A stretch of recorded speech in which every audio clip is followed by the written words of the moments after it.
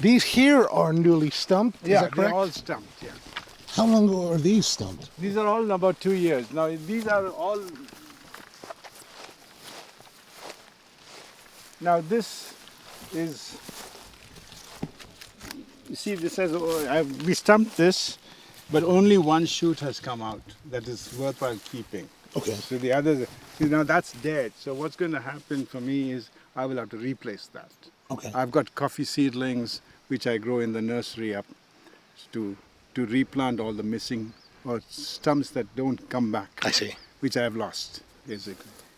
So do you dig this up manually? Yeah, we'll Okay. bring a tractor and pull it out. Oh, tractor, okay, yeah. And pull it out. Yeah, I'm trying something with the University of R.O.I. As you see, I've planted these trees. What we're trying to do is to put these kind of trees. This is Luciana, which is a nitrogen fixing tree. Fixes nitrogen from the atmosphere into the soil. So we are seeing if we plant this in between the coffee trees, will the soil health change? Will it be much more biodiverse?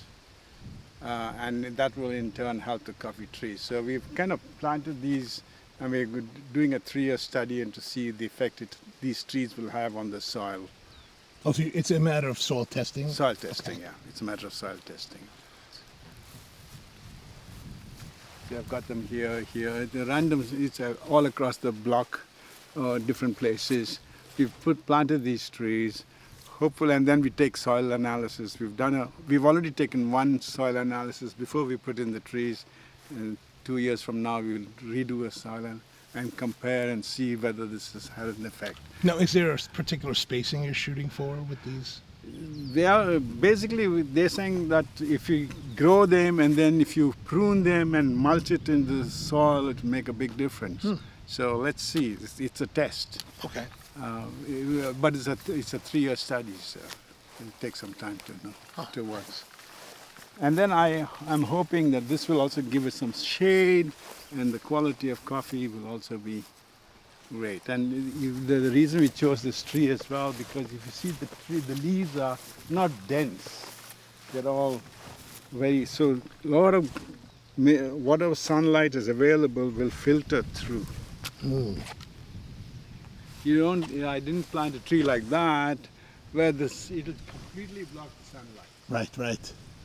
Right. So we planted these trees so that the sunlight will be able to filter through. There's another tree. See that? You see those kind of leaves? They are all. Oh, that's the bigger version of that. The bigger versions. I guess. That's a Royal Poinciana, the red Oh, mayflowers. Royal Poinciana, okay. Yeah, that's a Royal Poinciana. But it's got similar leaves.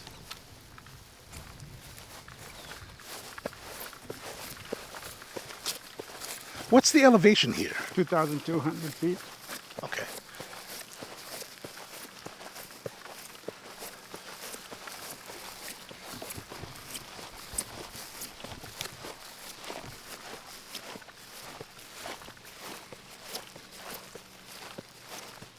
I also have bees on the farm. Though they don't belong to me, they belong to the people who do the honey business. Okay. But I keep the bees because it helps me with the pollination of the flowers. Okay. Now, what's the lake or the pond for? This is an artificial reservoir. It has 1.5 million gallons of water. And this came with the farm when I bought it, and they used it for irrigation. Oh, for the flowers. For the flowers. I really don't need irrigation because I get over the last, I've got rainfall records for this place for the last 7 years, and I get about 80 inches of rainfall annually. So that's good enough for the coffee. I've never needed to use this water to irrigate the lands. So there's pumps in there you could pump it I out? can pump it up. Okay. Yeah.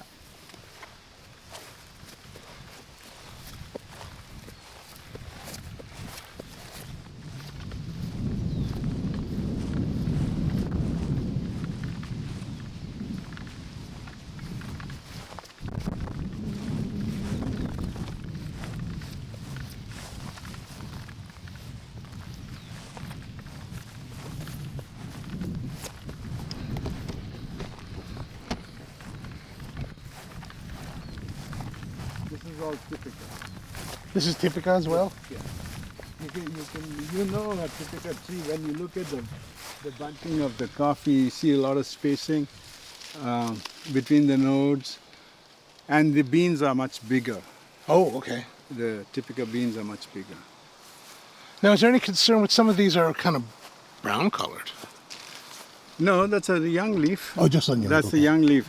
You can get two colors. You can get a variety that comes with just the green leaf, and some come with these brown leaves. And they'll turn color. They'll go back to green. But these are all this color, the early leaves. I see. And in some trees, you will get them, the early leaves are green.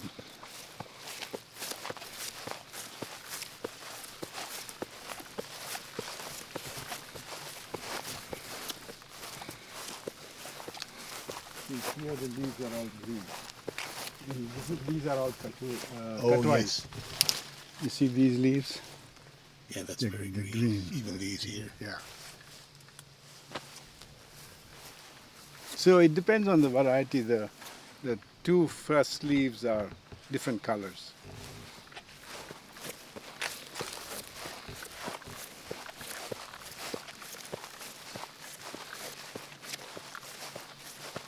And again, here, this is also part of the Yeah, the this is a runoff. Yeah. Okay. This is all for water runoff.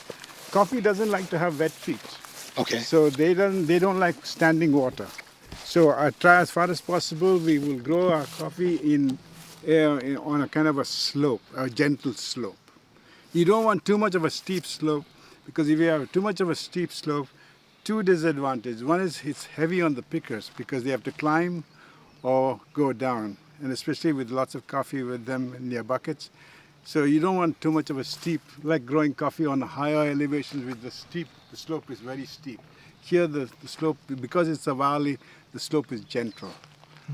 And then we have these, and to avoid water from standing under the trees, we have these kind of waterways, which are all runoffs for the water. Let's see. Wow. Take a photo here.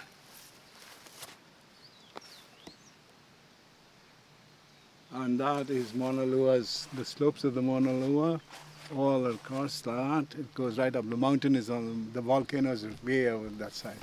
Now, is there much of concern? Well, there's a lot of concern right now about the earthquakes and potential. And the potential for Mauna Loa to erupt. She's been dormant for quite some time. I mean, she's an active volcano, but she's been quiet for quite some time. And they are expecting that the recent seismic activity has got a lot of people worried, thinking that she's going to erupt sometime soon. Now, according to insurance experts, I am not in the lava zone area. Okay. Even if she goes, with nature you can never tell, but according to insurance, and they have studied it, believe me, the insurance companies know what they're doing. They say that you are not under the lava flow zone, or at least under immediate danger. Okay. The lava will flow on the west. And that's Ocean View, Kona, and that's where they will get the first lava flows. They don't think it'll come this way, but you never know. You never know. How does one even begin to plan for something like, or prepare for something like that? You have for contingencies. You have to do risk management. You've got to make sure that you've got good coverage. And even there are nuances in insurance. Now, when they say everybody has a fire insurance, but if your house catches fire because of the lava flow, you're not covered. Right. You're not covered. You have to make sure that you are included. What most people will say, well, the lava flow set the forest around, the trees around my house is on fire, and that caused the fire and damaged my house, so I'm covered. It is not direct as a result of the lava flow. This is how they get around the argument. But the insurance companies will make the argument saying, sorry, it was not a fire, it's just a lava flow, you're not covered for lava flow. And so fire, your house burned down because of lava flow, you're not covered. Mm-hmm. Right? Same thing with flood. Okay. When they say flood insurance, it means local flooding. But if I say that the water came running down from the slopes of the mountain and washed my house away, they will not give me flood insurance. Yeah, there are so many tiny little clauses in insurance that you've got to be smart enough to know and make sure that all the I's are dotted and the T's are crossed. I'm telling you, farming today, you have to be a rocket scientist.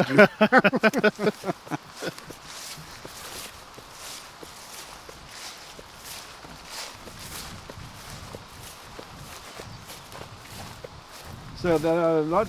Yeah, the only way you can do anything is risk management. Okay.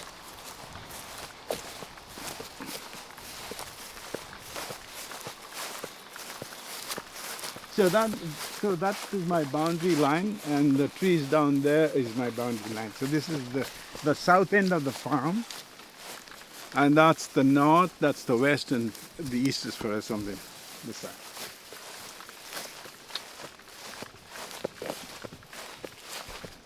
See, this is when I said why we clip our trees on the top. This is what happens when pickers. Oh, they pull it down. They pull it down. But these are very ready. These are pretty much ready to go. Yeah, they will be picked on Monday, tomorrow. Tomorrow they'll be picked. And you know the cherry is at optimum level. See this one. If I just hold the cherry like this and apply little pressure, the bean will pop out. Oh, that has two seeds. Yeah, two beans you get. There we go. This is the pulp, and this is the beans. Now this bean, as I take you up to the farm, I'll show you how we process this. This bean is what will be dried. This will be, when you put it through the pulping machine, it removes this fruit. Mm-hmm. But it leaves the mucilage, and there's another skin cover which is called the husk. And that, when dried with moisture level at between 9 and 12%, we call it parchment. And most farmers out here sell either cherry or they sell parchment. Mm-hmm. Very few farmers sell green bean because they don't want to take the hassle of getting it milled, and they sell it. So this goes at $2.50. Today's price is $2.50. Parchment today is anywhere between $16 and $16.50. Oh, okay. Okay, but you may think, oh, what a jump from $2.50 to $16. When you take off this and you dry this down to 9 and 12%, for every 100 pounds, you've got only 20 pounds. Uh-huh. So weight loss is what makes the difference. Right. Okay, nice.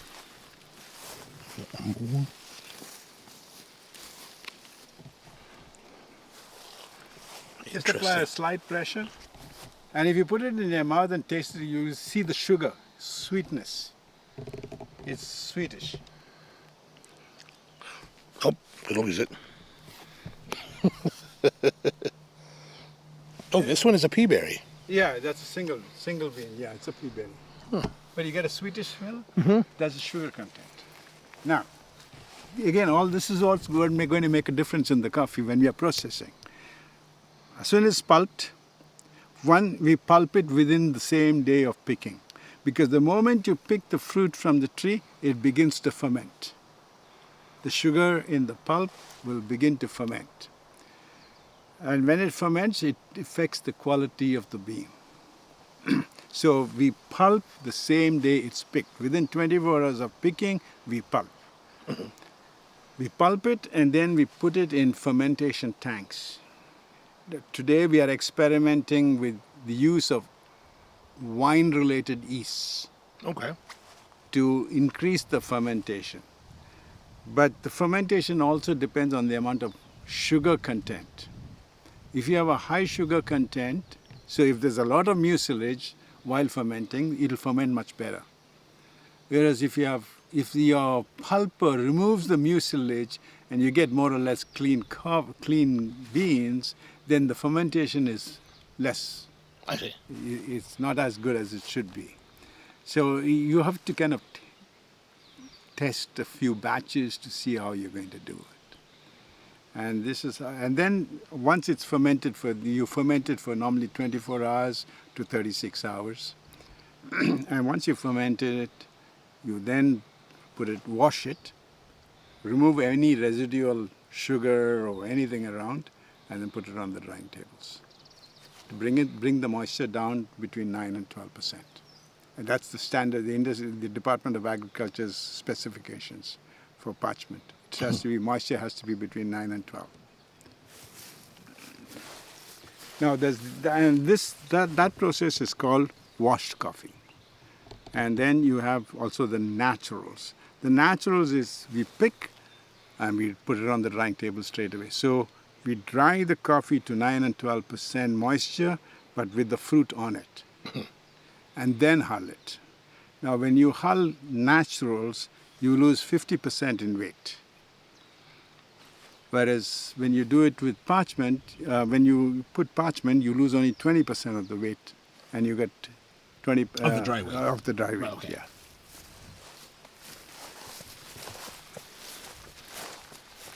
This is Caturra. All these trees are Caturras, which is typical, which is more or less same as Catuai, but these tend to produce much more denser coffees.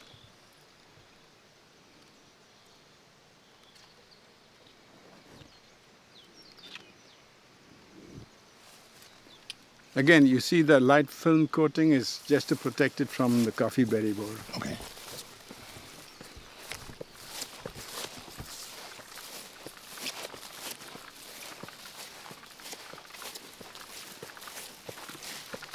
How many trees do you have? I have 6,000 trees. 6,000. And what's the average annual production? About 60,000. Okay. 60,000 pounds of cherry. Now, are you mostly selling your coffee green or roasted, or how do you normally sell the coffees? Well, I don't like selling cherry, but sometimes you have no choice. Where I look at my cash, again goes back to economics. I look at my cash flow. I have to pay, pickers need to be paid daily. Mm-hmm. They don't want to wait. So when my picking season is fully on, I need a lot of money. I mean, if they come and pick 2,000 pounds of coffee, I need to have $2,000 to pay. So, and you pay at the time of pick delivery, right? In the evening, at the end of the day. Mm-hmm. And if you're going to pick in 5 days a week, 1,000 pounds? Yeah. See, that's a lot of money. So I need to weigh my cash flow position. Now, if my cash flow is tight, then what I do is I will sell the cherry to the mill, and the mill pays me in 15 days. Or now, because of the farmers are at $2.50 a pound. So I am beginning to draw some cash. If I have to wait for it to pulp, to dry, to hull, and then sell it, it will take me, I will have no cash to pay the pickers. So the best thing is to decide first 20,000 pounds of cherry that I pick, sell it to the mill as cherry. Okay. So I've got $40,000 coming. Yeah? Mm-hmm. So that will be, I've got cash in, and it will go out immediately to pay the pickers. And then the remaining crop, I have the luxury of pulping it, processing it, and selling it either as green. I don't sell parchment, sell it as green bean or as roasted coffee. Now, why don't you sell it as parchment? Because for a little extra effort, I get $4 more. Okay. Get it. So you said you sell 25,000 pounds, your first 25,000 pounds to get the cash flow running. To get the cash flow running. And then you have another 35,000 pounds. To play around Okay. with. It's kind of deferred revenue. Mm-hmm. You know?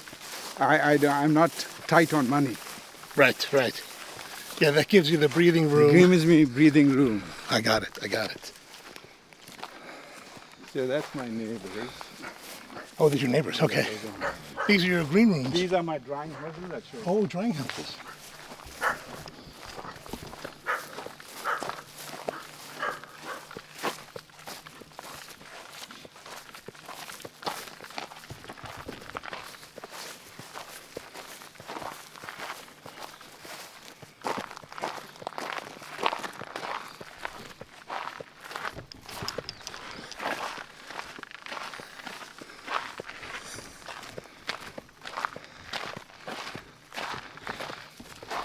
Now, were these existing from the previous farm? Yeah, these 4 houses, the frames were existing from the previous farm, but because theirs was a flower farm, they had a lot of seedlings ongoing, and a lot of their flowers were grown on under greenhouse conditions.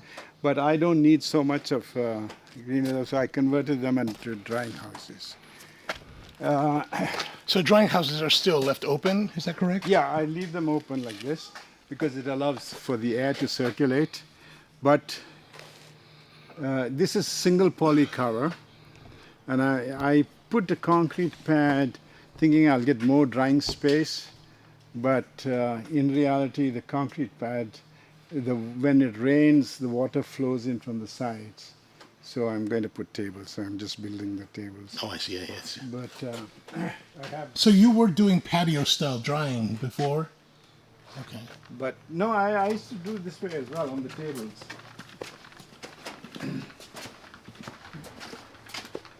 See, here the temperature goes to nearly it's really warm in 160 degrees. Wow, it is. It's a sauna. Just standing here at the doorway, You can feel the heat. it's really just kind of. It blows into you. Blowing Because on you our see, I face. closed to the other end, and I've got a double poly, so it really insulates the temperature here. Here in the afternoon, you can be at 160 degrees Fahrenheit. Yeah. It's surprisingly, like you said, like it has that very sauna feel to it. It has a sauna feel to it. Yeah. Now, why I noticed here on these raised beds that or these tables, you have this. Plastic? Yes. The reason I have the plastic is kind of double insurance. One is that in case there's a tear or water comes in and my parchment is drying, I am not aware of it. It's not going to affect the parchment that's already dry. Oh, so those are just covers. Covers, yeah. There's actually mesh on the bottom. Yeah, there's a mesh at the bottom. Oh, okay. And second is I have a cat. I've got cats from the neighbors. They think it's their litter box. Of course. Ah, yes. So the plastic prevents them from using them as their litter box. Excellent. Now, how many days is it? So if you only do washed. I do both. Oh, you do both. So you'll dry the washed. How long will it take for 15 drying? days. 15 days. 15 days. 21 for natural. Natural is longer, yes. Okay. Yeah. But if you want the naturals to really come out as good naturals, after it's dried to the required moisture level, which is 9 and 12 again, you need to let it sit for at least 2 months. Oh, right. For it to get that fruit In the parchment. in the pulp, in the fruit itself. Naturals, I'm talking Oh, the about natural. Sorry. naturals. Okay. You need to let it sit for a little while. I mean, every farmer has his own theory, and this is my theory, that it needs to sit and rest. That's unusual in this part of the world, isn't it? It is, because people are all wanting to sell and get their money in. Yeah. Because in Central America, a lot of places that we work with, they do essentially what they're doing, en reposado. They hold it for 2 to 3 months. Yeah. Let it mature. But some places, like I always thought Hawaii was like this, and then I think a lot of places in Africa, they'll Quick. mail and ship right away. Right away. Because they want money. Yeah. It's cash. Cash is king in this business. And then when you have people who buy, I know some of our farmers, they wait for 6 months to get their money. It's unbelievable. From their clients or from? From their buyers, the people who come around and buy green bean or parchment. And then these very same people are leaders in the industry who stand up and say we are for sustainable coffee farming. Your business practice is not sustainable. You see, this is my argument. My problem with everybody is that when we talk about sustainability, the emphasis seems to be for all the activity that is related to the producers. But nobody is talking about sustainable business practices that needs to be implemented by the industry and people who are in the coffee supply chain between the producer and the ultimate buyer. They take 60 days to pay. They bring down the price. They gang up together. I mean, I don't know if there's collusion. That's just my guess. But the pricing is fixed by the buyers, not by the producers. Don't you think that's fair? Is that fair at all? It is the farmer who should be able to produce fix his price. Well, I think you'll find that there will be lots of green buyers that will argue very passionately. True, like a farmer. For why that shouldn't be the case. Yeah, but and like you said, they're also going to be part of those groups that are like. Yeah, but my point is this: standard commercial business practice is what? Payment in 30 days. Yes. Right. Yes. So yes. why can't the coffee industry implement that why can't we do that with the people who buy our coffee here? We cannot. Why? Because it's just there are so few buyers, and so they dictate the terms, and our farmers are waiting for cash. So what happens? You're squeezing the farmer at a point where he's desperately in need of cash. But we're helping the farmers. Well, I hope you are. I'm sure. That's in the specialty coffee world, that is our message to our clients, to our customers, that we're here helping the farmers. Ask them how long it takes them to pay the farmers. That's the point. They don't tell you that. Second, risk transfer. Good business practices, the moment the coffee leaves the farm gate, the risk is transferred to the buyer. What, it's not? It's not. I've seen so many people who have given their coffees, so many farmers here in Kau who have given their coffees to buyers, and then after 3 months they turn around and say, oh, your coffee didn't meet quality standards. Hey, come on, give me a break. Well, you agreed to buy it, you cupped it. Well, they came and picked the coffee. Whether they cupped it or not is their business. But I'm saying, exactly, I'm saying that you, as a coffee buyer myself, I presume that if you chose it, you've tasted it, you know what you're buying. Exactly. But they don't do it. So how in 3 months is it your problem? Yeah, it does. I ask how many farmers have got their coffees returned. Wow. It is see, this is why these issues are never raised at any of the forums. These issues are never raised at any of the forums. Because why? It is the buyers who are running the forums. Well, the buyers, we do like to bring out the farmers to those shows to show everybody, these are our farmers, and they look happy, don't they? Yeah, that's exactly, that's marketing. It's the same. That's very disappointing to hear about, this. But it is true. You go around and ask the cow farmer, how long does it get you to get paid? Ask them that just one simple question. That would be an interesting question to ask. Just ask them, how long when you give your coffee, how long does it take you to get paid? One. Second is, have you delivered coffee to a buyer and have they returned the coffee back to you saying it doesn't meet quality standards? After how long did they do that?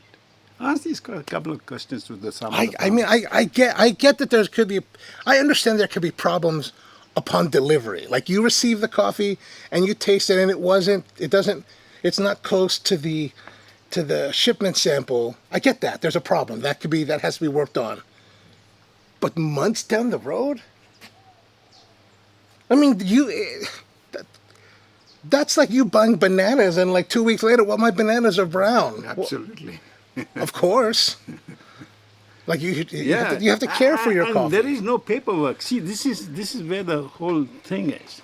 If we implement sustainable practices, then the buyers need to follow paperwork. That means you give me a PO, a purchase order. Okay. Here, nobody gives a purchase order. Oh, I'll come and take your coffee. How much? We agree a price verbally, and that's it. Okay? Maximum they will produce is a delivery ticket where you sign off on the weight. But transfer of risk, transfer of title, all of those things are never specified. Our farmers are not commerce savvy. They are just sugarcane workers who are now into coffee. I mean, is that part of? It may be a problem peculiar to Hawaii. Yeah, I mean, and I don't mean about when I think about being peculiar to Hawaii. I don't necessarily think of it as a byproduct of being plantation workers, but more because when you're transacting coffee internationally, that's a lot more Transparent. paperwork, right? Yes, And yes. so, but if it's a domestic purchase, it's like me calling Amazon and being like, "Hey, send me this product." Yeah. So is that a big part of it that people are just like, Yeah, it's just that kind of a trade. But I think the whole thing about this, that if you keep coffee for 3 months and then you have a problem with it, it's like, that speaks to your character and integrity about. Exactly. Well, So do they sell to the buyers again? That do that? they try and then discount it and sell it at a lesser price. That's what That's some shady shit right there. Oh, yes. All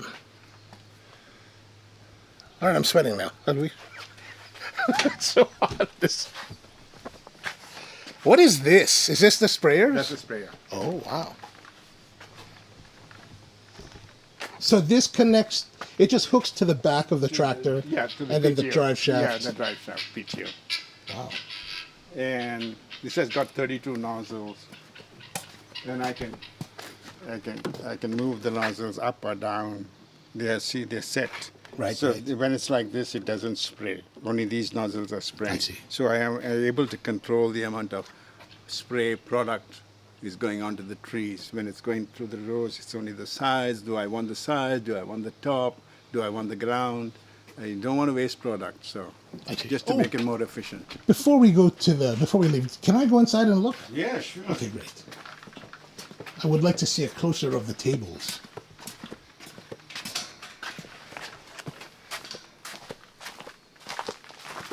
Okay, so I can make some steel mesh. Yeah.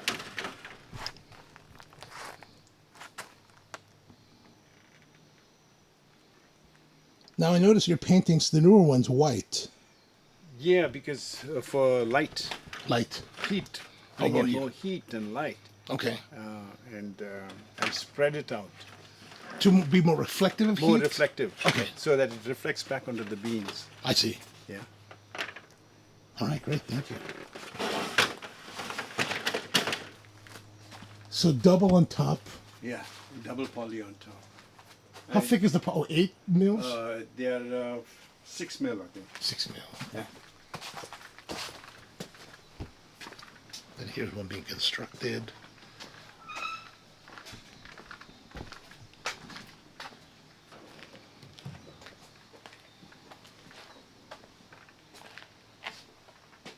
Now, and I noticed that in this drying room, it's a fabric floor. For any particular reason? Cheaper. Oh, okay. The idea I had that with fabric and this with concrete. I wanted to do my naturals on concrete. Oh, okay. But now you're moving all to I'm going raised to move bed. everything to raised beds. I miscalculated. The reason I'm moving the natural to raised beds is because the cement, when I put in the cherry, it sits on one side on the concrete, right? And it's wet. So the moisture does not evaporate. The concrete absorbs the moisture and keeps it. So the contact between the cherry and the cement remains for a long time, and that causes mold. And mold affects the quality of the bean. Whereas if I do it on on raised tables, there is no contact with moisture. The coffee will get dried up from underneath and from the top. Now, how often do you have to rake the coffees? Oh, every 3 hours. Okay. Every 3 hours. On the concrete or both? Or both? On both. Okay. You need to keep rotating the coffee. And the rotation of the coffee is for even drying, is that For correct? even drying, yes. And to avoid mold. Right, okay. What are those birds? Those are guinea fowls. Oh, guinea fowls. Yeah. Do you ever eat them? No, That's a British thing, I guess. we don't eat the birds here because I keep them as my insecticides. Oh, My gotcha, natural gotcha. insecticides. And KTA is not that far away if you're hungry. Yeah, correct. Not that far. This is the pulping station. Ah, okay. So when you started out, Yeah. what was how did you design? How did you go about designing the station?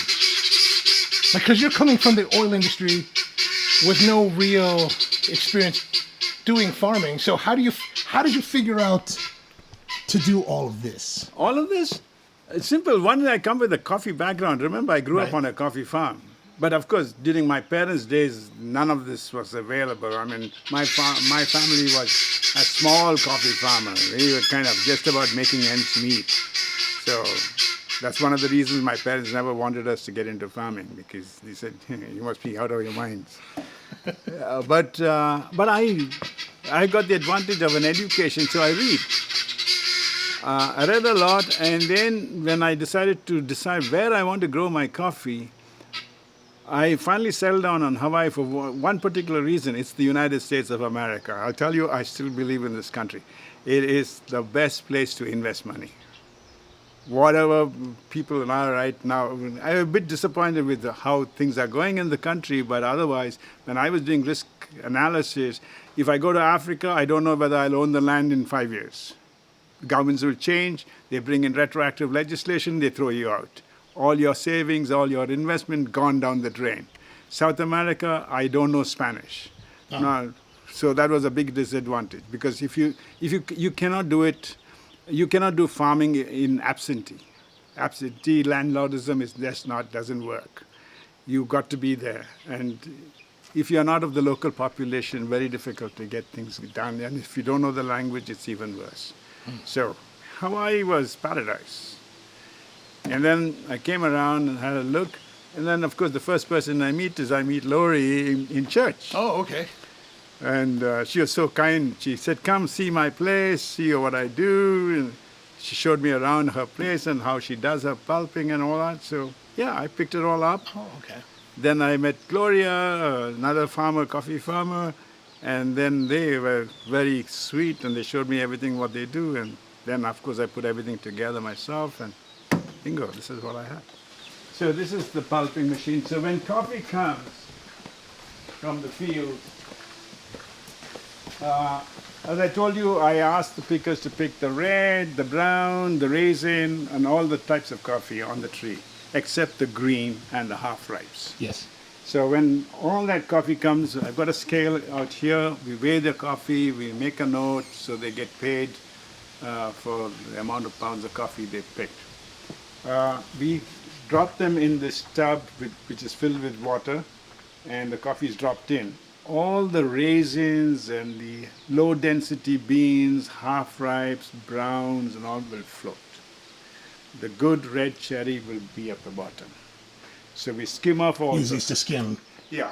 Okay. We skim them all off, and we'll process that separately, because it still has a value, but not as specialty coffee. So we skim them off and we process them as floaters. So so that coffee you process separately, what do you do with that coffee? I sell it. But who buys that? Oh, there are people who buy. I mean, the people who buy my good coffee also buy that. Okay. And what do they do with it? They freeze dry it. They grind it. They roast it. Grind it. Oh, you don't know what you're getting then. Ground coffee. Never buy ground coffee. Those are sage words. Never buy ground coffee. Buy whole bean. You see what you're buying. Oh, dear me. Yeah, so we float it, then we load it in this hopper. It goes up the So you shaft. mechanically load it into this hopper? No, Okay. no, I hand load it. Oh, no, sorry, man. I keep saying that. Yes. Hand load it, then mechanically it moves up into the pulper.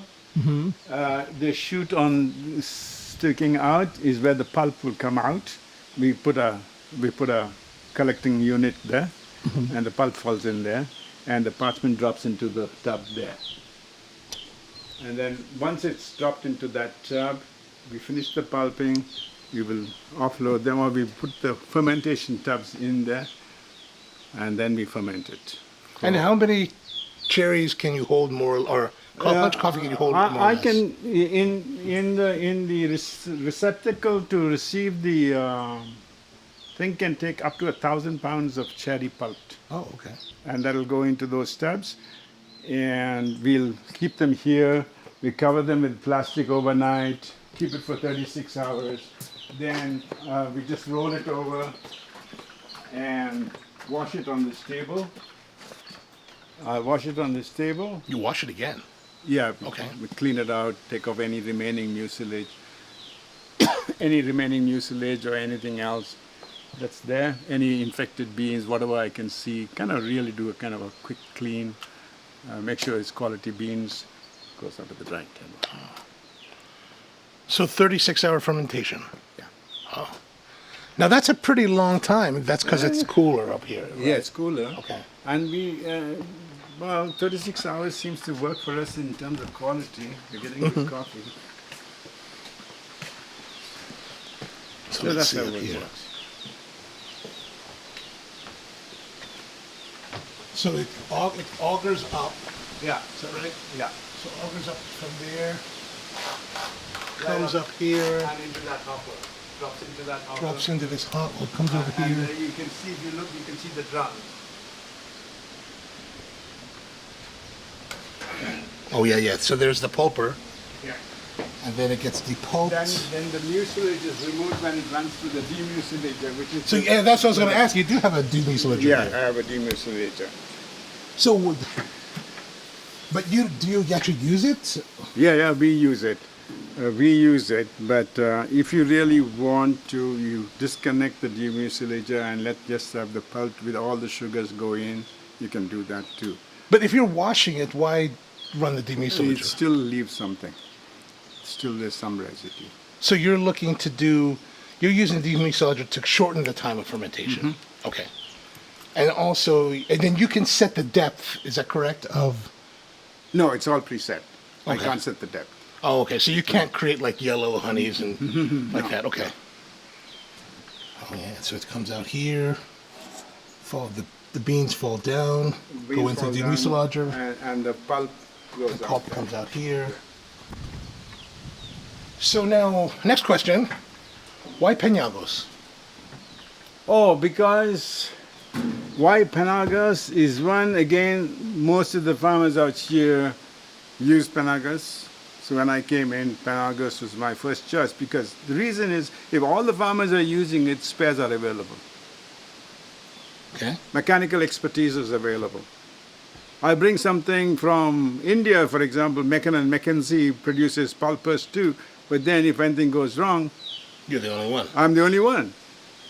Whereas here with friends, I can talk to somebody, hey, you got a spare drum, you got a spare this, you got a spare that, and plus we have a resident representative Penagos here. Oh, okay. So, This is obviously, well, if it's not obvious to probably the viewers, but it's probably obvious to industry people, but this is a pretty small, relatively small setup. Not very small, but relatively small setup. Like, how much does this cost to put in? $7,000 to put in. Or, I'm sorry, how much is just the basic equipment? Basic pulping units, about $7,000, I believe I paid. So, Oh. Reasonably priced. yeah, fairly. it's reasonably Yeah, yeah. priced, yes. Oh, okay, not bad. And this will produce, this can pulp 500 pounds of cherry per hour. Oh, okay. So it's pretty fast. Yeah, yeah.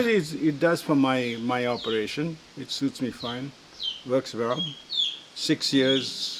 This is the seventh year of this machine. And I've only had to change the drum once. And the reason I had to change the drum once is because for some reason a big stone was with the cherry. Oh, And it got jammed. it got jammed and it damaged the teeth.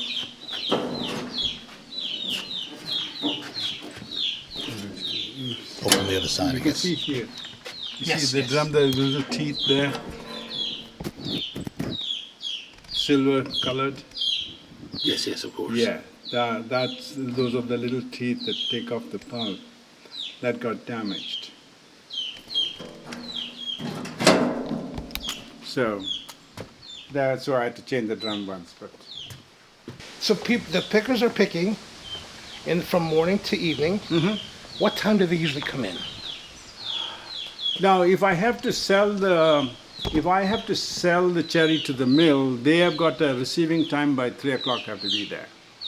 So what time do they start We picking? normally start at 8 o'clock, but some pickers will come at 7 as well. Especially the Mexicans and the Venezuelans and Salvadorians and all, they are all early starters. 7 o'clock they're here. But I have a local family that comes and picks for me. They are very dependable. I can rely on them. And they are local. They are happy to come. I'm happy to have them. Now, in those cases, like you have to have delivery by 3 p.m. We'll ask them to come in at 2. At 2, okay. And that's enough time to put it all... We just have to wait. Because if it's selling cherry, I have to do nothing. I just wait so that I am able to pay them.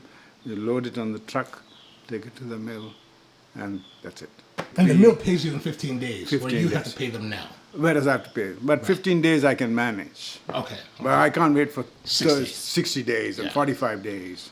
And I can't wait for processing because I have to pulp, I have to wash, I have to ferment, I have to dry, and then I have to mill. And I can't take... Well, you're 3 months out at that point. Yeah, more than 3 months because I have to take volume for milling, dry milling. If I take small volumes, those big milling machines need at least a minimum of 1,000 pounds of parchment. Oh, so you don't do your dry mill here? I don't do my dry. Okay, I take okay. it out. I either get it done at the mill or I take it to Kona. So you mean Ka'u mill? The Ka'u... Kau mill or I take it to Halua Oh, okay. in Kona. What do they charge for dry milling? I think it's like doing the rate. It depends on the weight, amount of coffee parchment you take. It's lower when you have got a high volume. I think it's about 30 cents, Okay. something like that. Oh, so that's additional cost. It's all Yeah. adds up. Yeah. I never, in all my numbers, I have not put my time in it. That's the only thing. Oh, these are the canastas. Yeah, these are. Do you call it canastas here? What do you call it? We call them picking baskets. Picking baskets. Yeah, we call Which, them. which for the viewer is essentially canasta, what canasta means in English. So I don't know what canasta. canasta is a basket, essentially. It's a basket. Yeah, but that's what they call it in Central. Yeah, these are called fruit baskets, and it's made in the mainland, and it's made by Wells and Wade. Oh.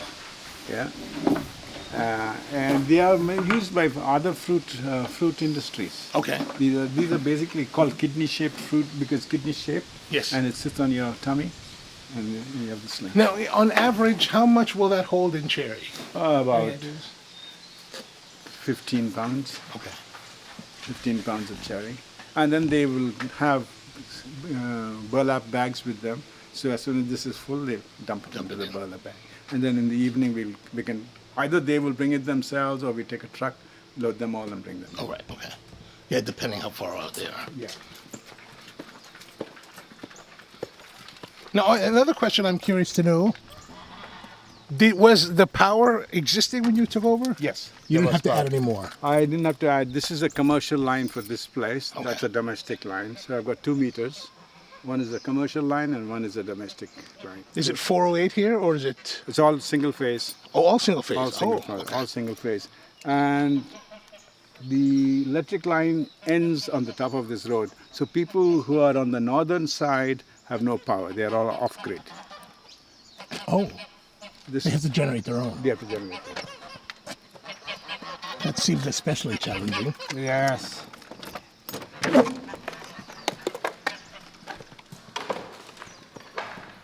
This is our workshop. So that white stuff that you saw on the trees is this product, Salam. Oh, this is it. Surround WP. Yeah. It's a crop protectant. Oh, okay. They use- Expensive? No, not very expensive. And it's used in the apple industry, in the cherry industry, except the fruit and all. But when you wash it, all this will come off. Okay. Now, I noticed that they're on pallets, so you're buying it by the pallet. Yes. And how difficult is delivery for palletized? Oh, no problem. No problem, No okay. problem. I'll just close the door. Oh, yes.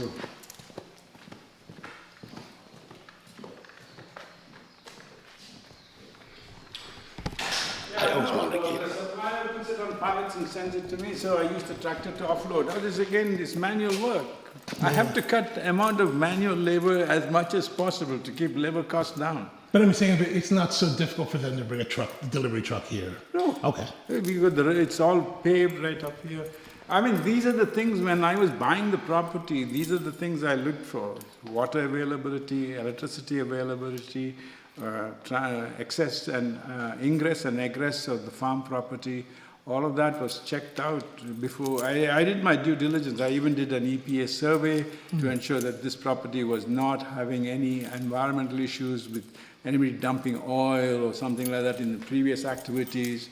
So I got all that done. So I did my due diligence when buying the property. Okay. So do you roast your coffee too, or no? No, I don't. I get my milling and roasting done elsewhere, but I do my own labeling. Your own Teddy, what are you doing here? Huh? Yeah? Yeah. Yeah. This is my storage. This is storage. Refrigerated storage. Yeah. What's your temperature then? I keep it at roughly about 18 degrees, 16 degrees. Okay. It depends. I'm not so much worried about the heat because it's quite cool. And I don't switch it on all the time because again, it's power usage. So I only use it if it's really hot.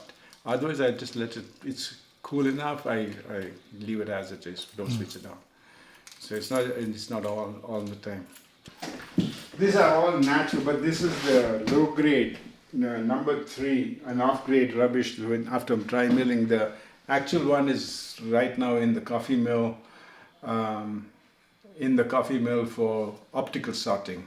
Okay. After it's hulled, milled, everything, I run it through the optical because it's going to a customer of mine in Taiwan, and I want to make sure that it's really good coffee that goes out. I'm ready for shipping this week. Okay. Now, when you say like these are grade 3s, 2s, 3s, These are all rubbish, what is what do the numbers mean for your coffee? What it means is we've got screen sizes. Okay. Hawaii has a standard, Department of Agriculture has a Hawaii standards.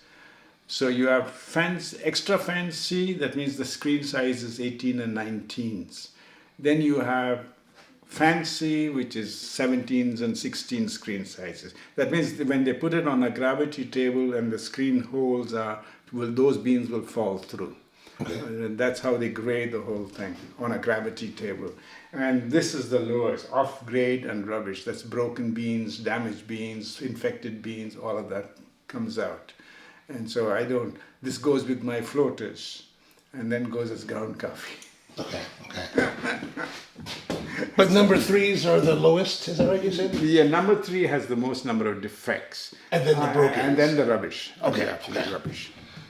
And, no, but can those be, well, I don't know, I know Kona has these designations by the state, but does Ka'u have them as well? Yeah, it's so you can't sell the 3s I can sell it, but it's the pricing. No, I'm saying, like, can the 3s be sold as Ka'u coffee? It's the origin. What is Ka'u coffee? Well, I'm saying that, like, I thought that under Kona, if it was under a certain grade, they couldn't sell it as Kona. No. You can, in blended coffee. Blended coffee, okay. In blended coffee, if the amount of Kona coffee in the blend is less than 50%, I mean, it's not yet legislature. We are trying to get it passed by the legislature, but they are dragging their feet.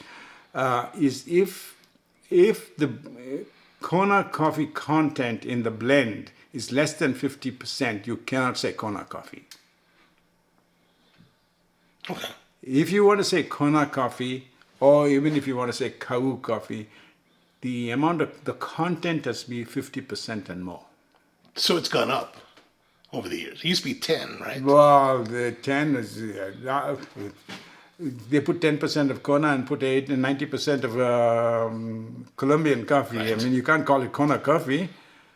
It doesn't make sense, just from percentage points of view. So if you really want to use the geography's name on your label as part of the content in the blend, then it has to be 50% or more. You can say Kona blend. but you cannot say Kona coffee. I see. You cannot say Kau coffee. You can say black Kona blend. Now this is a shipment going out. So we normally put it in moisture barrier proof bags. And this is, you see the smell? Can you get the smell of coffee? Not yet. Green coffee? Oh yeah, there we go. Okay.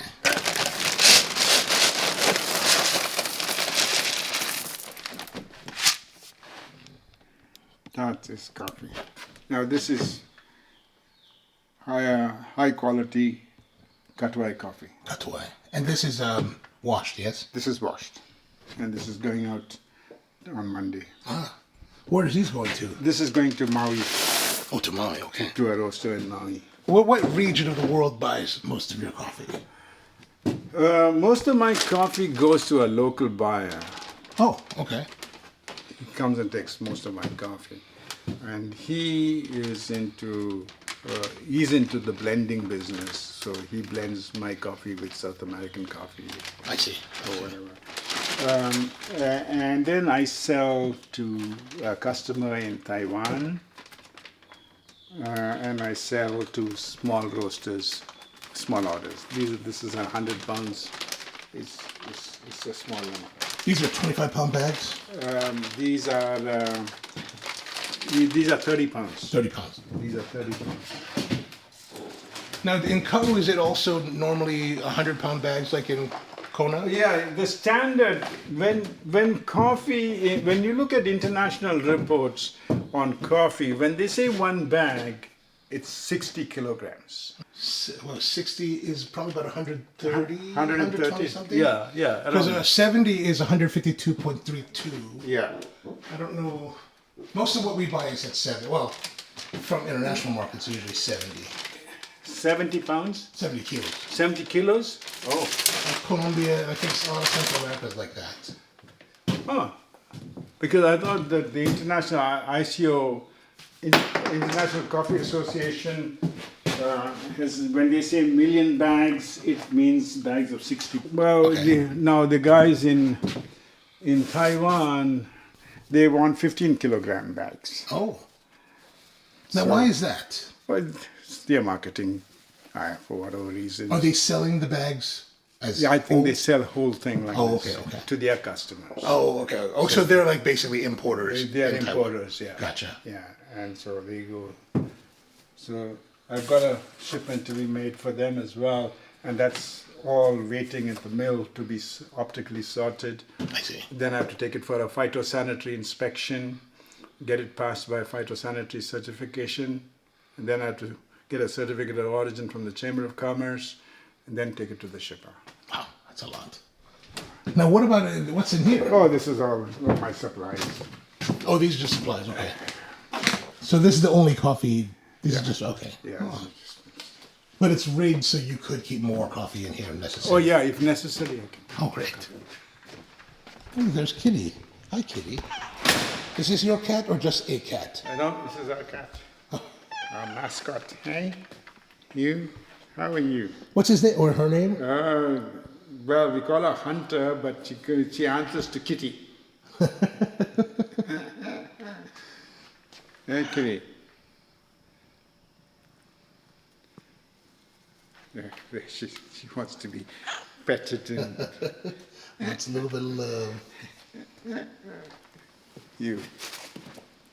So, what are the next plans for the farm? The next plans is I want to introduce a new product which is K-Cups. Oh, okay. Because now everybody wants a K-Cup. Right. Right? Now, how difficult will that be to implement here for you? It's already done. I've got it ready. Oh, you've already got it. Yeah, I'm ready to. I just have to put it on my website and market it now. Oh. Now, that's done locally?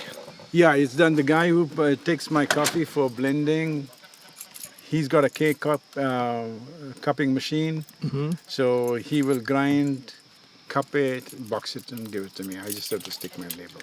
Oh, I have to get it roasted. Of course, I don't like his roasting, so I will roast myself and give him the coffee. He'll grind it. what kind of roasting do you prefer for your coffees? If it's cake up, I'm going to mix 50% dark, 50% medium. Okay. Why such a ratio? My coffee tastes much better when I have a mix of dark and medium. Oh, okay. You've got to experiment and see what combination is best for your individual coffee. It's not a hard and fast rule. It's just what do you think will give the best, showcase your coffee, and that's the key. So I think my blend of 50% dark, 50% medium of the Catuai just gives me a good coffee. All right. Do you ever think about bringing your own roasting into the mix?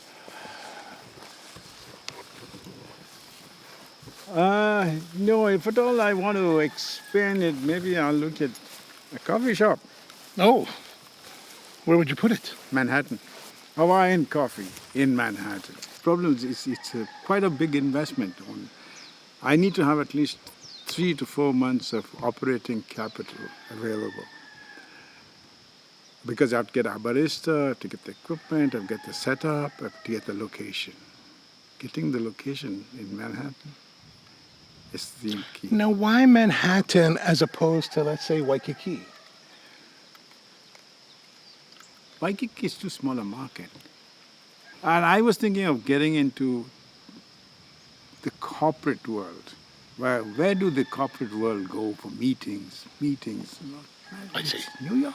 And their discretionary spending is high. Well, because when I think of Waikiki, it's different than like other parts of Honolulu, in that the people that are populating that part of the island, I think their discretionary spending is higher because they're on vacation, right? So exactly. they're willing to spend more. When I'm a tourist, I don't bargain. Right. I go into a fancy restaurant because I'm on a holiday. I don't give a shit. I'll pay $20 for $30 for an entree.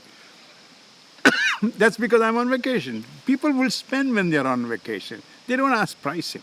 Right. And that's what I'm saying, because like it seems to me that places like Honolulu Coffee, Island Vintage, whatever they call it, especially Island Vintage, which is in the Royal Hawaiian Shopping Center, which will have higher rents, they seem to do very well with the tourist market. Of course they do. So, tourists don't think when they spend. but I was wondering, but I'm thinking also, like, if you have that set up, like if you were to maybe do that, Silver Cloud in Waikiki, you could, it seems that you could be like, well, if you want to go to the farm on the Big Island, we have a whole package here. Yeah, I mean, I didn't. For me, the reason is it's such a long way off into this kind of vision. I didn't kind of pay much attention as to where. I just kind of said, well, New York will be the great place to start off, because I know people coming to New York, they don't care whether it's $4 or $5 a cup of coffee. They don't care. Right. And if you get the right location, no problems. No problems. I think if I can get lobby space in a hotel, put up a coffee shop with a few pastries, and instead of making it as a regular coffee shop, make it Hawaiian coffee shop. And for a lot of people, Hawaii mentally has been oversold. When I say oversold, in the sense, for the actual reality, Big Island, there's nothing much you can do here. But in the mind of a tourist, Hawaii is exotic. Oh yeah, gosh. Between the reality and the imagery and the perception of the island of Hawaii is completely different. Yes, agreed. It's completely different. Now my daughters turn around and say, who will come to Hawaii and the boonies? There's nothing there except a few beaches, and that too with full of rock. That's true. That's true. But you get the very fact when they tell their friends, oh, we're going to Hawaii, they say, oh, how lucky you are. And they're just like, and they kind of, yeah, you never been to Pahala. You haven't been to Pahala.